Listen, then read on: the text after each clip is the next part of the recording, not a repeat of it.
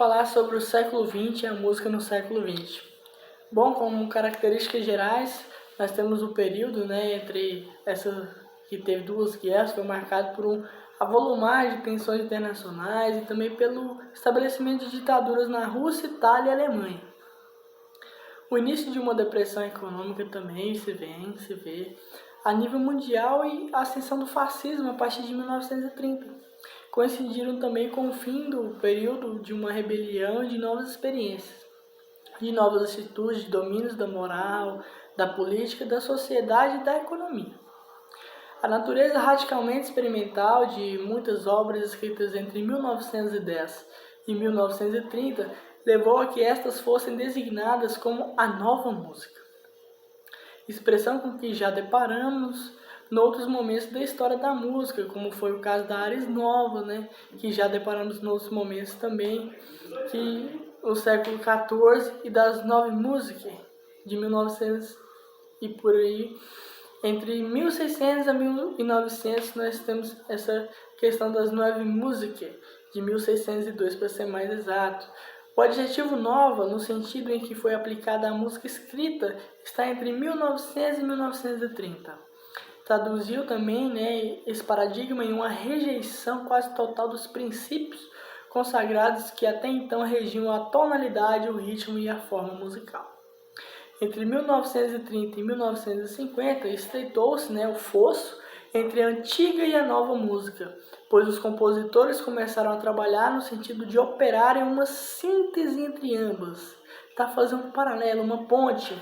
A partir de 1930, com uma censura governamental, quer na Rússia, quer na Alemanha, tomou como objeto e objetivo também no campo musical, resguardar o público da nova música, aquela música que para eles ali no regime ditatorial não era melhor até então. Condenada também, primeiro desses países, como uma manifestação de decadência da burguesia, e no segundo como um bolchevismo cultural, Aí, em contrapartida, no período entre guerras, fizeram-se grandes esforços em todos os países para levantar um público mais vasto e a música contemporânea surge. Essa música contemporânea ela é destinada a ser executada por grupos de alunos de escolas também de amadores, outros tipos de grupos. Na Alemanha, projetos análogos em países próximos. A música proletária, assim feita pelos proletariados nas repúblicas soviéticas, e a música de filmes, composta por compositores de primeiro plano, em todos os países, foram resultado de alguns desses esforços. Ainda assim, a partir de 1950, o fosso entre a antiga e a nova música voltou-se a alargar-se, pois a música dos anos 50 e 60 foi mais radicalmente inovadora do que a dos anos 20, por incrível que pareça. Os fatores sociais tiveram primordialidade nisso, e também o fator primordial, que foi o fator tecnológico, desempenharam um papel fundamental na evolução da cultura musical do século XX. O rádio, a televisão, a fidelidade das gravações estiveram na origem de um crescimento inédito do público dos diversos gêneros musicais. Então todo mundo tinha música não só no concerto e ao vivo, mas poderia sair por aí, escutar música no carro, poderia escutar música em casa, sem precisar de uma orquestra física tocando ali ao vivo. Então, na origem de um crescimento inédito, com públicos diversos. Esses progressos tecnológicos permitiram uma ampla difusão do repertório clássico. E aqui trazemos para nós aqui de Vivaldi a Proviec, bem como da música séria, do passado mais remoto e do presente. Então você poderia escutar músicas antigas e músicas atuais ao mesmo tempo e vice-versa, e por aí vai, que a gente tem hoje nossa playlist. Seguindo então, eles estimularam ainda o desenvolvimento de um enorme repertório de música popular. Utilizamos aqui esse termo, que é o que o autor se refere, no sentido muito amplo, incluindo jazz, o blues, o rock e suas versões comerciais, que são os LPs que foram gravados e tudo mais no decorrer da história da música. Também chamada de linguagem musical mais romântica, os mais variados gêneros hídricos, né? A música publicitária, não o sertanejo universitário, mas que vai combinar isso futuramente, né? Um fluxo morno e contínuo da Muzak, né? E assim sucessivamente. Esse tipo de música popular não é um fenômeno moderno, né? Essa música sempre floresceu a partir da música erudita, a partir de uma música já concretizada, que já tinha um caminho, já tinha um público. Ela foi se diversificando ao longo do tempo e se ampliando, né, a outros públicos. Enquanto as facções de compositores e ouvintes surgiam, se divergiam também inúmeras vezes e desapareciam não menos rapidamente, né? E quanto mais perto, né, estamos dos acontecimentos, mais difícil nos é abordar a música do nosso século. São necessariamente vagas e provisórias, né? As classificações que adotaremos para abordar a nossa música hoje, né?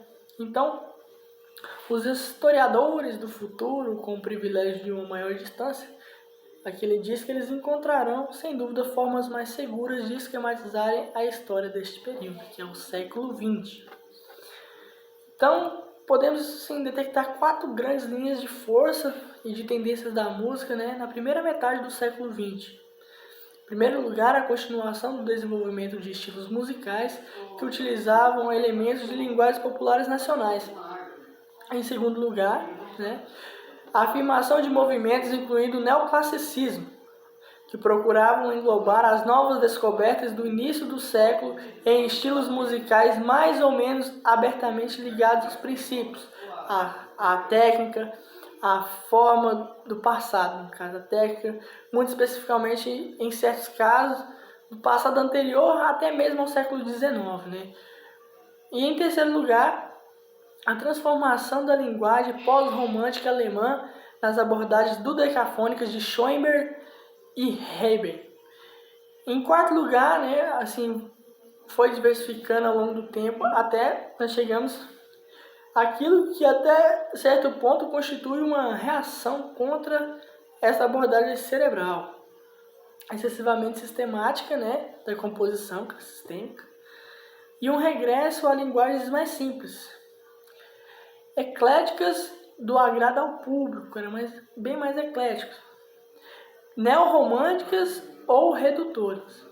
Alguns compositores até então eles atravessavam essas diversas tendências, participando em maior ou menor grau numa ou várias entre elas. Os mais notáveis são Messiaen e Stravinsky, que contribuíram muito para esse caminho no século XX.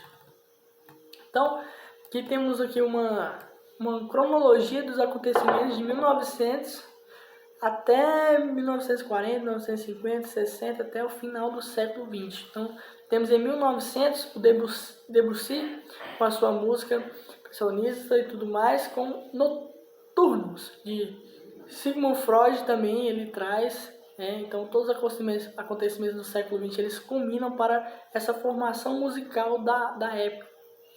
Então, o Freud ele vem em 1856, né, com a Interpretação dos Sonhos, que é um livro excelente.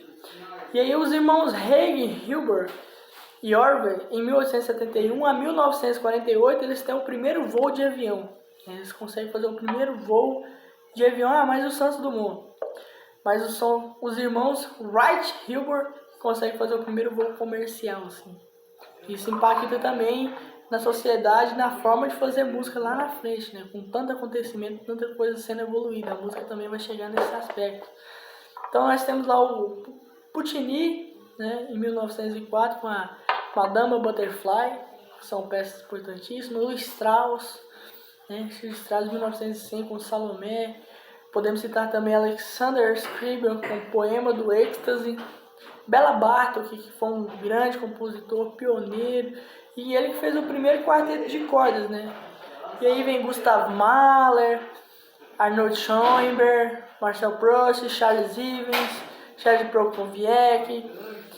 E aí nós chegamos também aqui com Jerry Gresham, né? Com Rhapsody in Blue, né? Que é uma peça assim para nós músicos que estamos assim que a gente consegue linkar cada ano, cada compositor, cada era da música com a sua especificidade e a sua contribuição para todos, né? Então, Hindemith lá na frente, ele traz a questão do ritmo, corpo, ritmo e tal, com Max Dermaller, né, em 1933.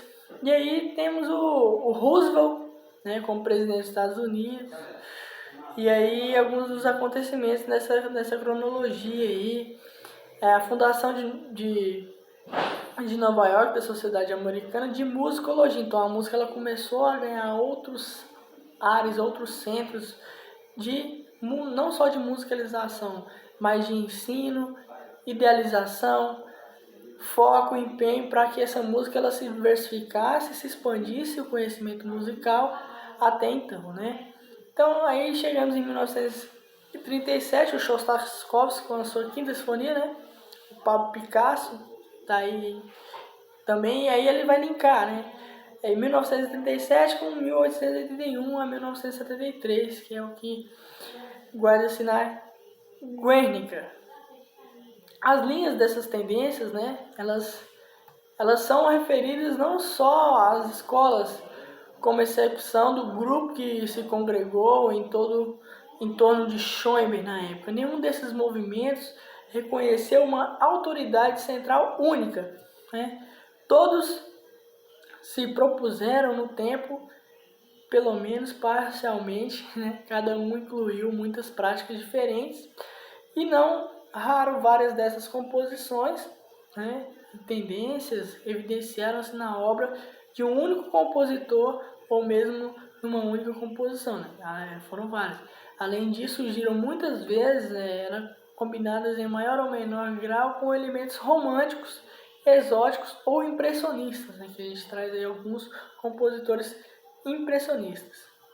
E aí temos estilos musicais relacionados à tradição oral, né, que a gente pega as peças que são musicalizadas, e aí a sociedade ela vai evoluindo, assim como as estruturas físicas das salas, começa a ter um grupo de proletariado, a música popular é forte, e tudo isso linka para que nós chegamos hoje a essa música que você e eu, todos nós temos conhecimento até então, e que continua sendo assim diversificada ao longo do tempo, ampliada, aguçada, e a música é um universo, é uma linguagem.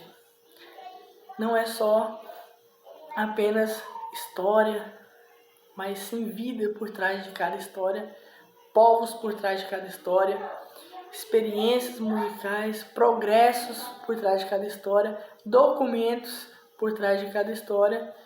E nós estamos fazendo a nossa história no decorrer de cada ano como músicos, como profissionais da área, como professores, futuros professores, músicos instrumentistas. Então a música tem uma área tão ampla que consegue contemplar inúmeras ações e profissões dentro da mesma profissão, que é a de ser e estar sempre a favor em prol da música.